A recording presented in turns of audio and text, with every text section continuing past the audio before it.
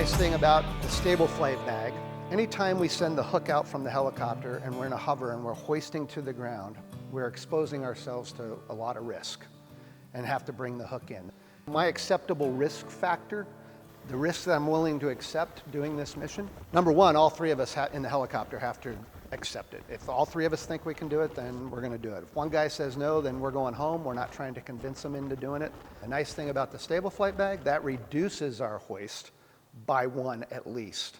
So if I don't have to send a guy in and then tagline the hook back up, tagline the device back in, package up my tagline, come back around, pick me up, if I can minimize the amount of times that we're going to be in a hover and a hoist, then that makes the risk a little easier to accept, because now we're only going to be doing a single insertion in of the rescue specialist with his Cascade bag and a single extraction of the rescue specialist with the Cascade bag.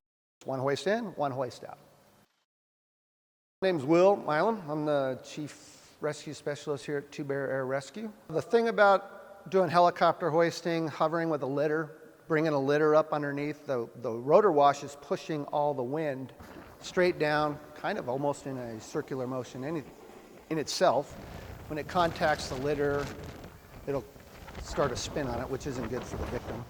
This bag with its fin allows the person riding up with the victim to steer that wind a little bit, maintaining a certain position. Like I can ride that thing up, ride the StableFlight bag up, keeping my victim's head in the direction I need it to be. He's got it under control. As I come up to the skid, I'm able to steer the victim parallel to the helicopter, makes it easier to get past the skid, and it saves the hoist actually. My name is Scott Seeger. I'm a rescue specialist. I'm also a medical director. I've been doing this sort of rescue stuff. I've been an Army flight medic. I've been with a program that did short haul rescue, and I've been with Two Bear for 9 years. And since we started using this, it's just changed everything about how we approach a rescue of this type.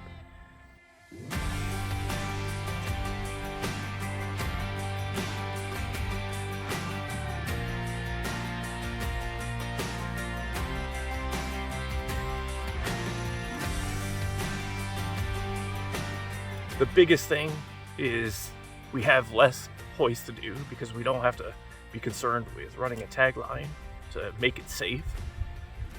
There's less exposure because of that, less time on scene, which is often a critical issue for us. A lot of times, just the distances that we have to cover to get on scene to recover a patient, oftentimes we're pressured for time.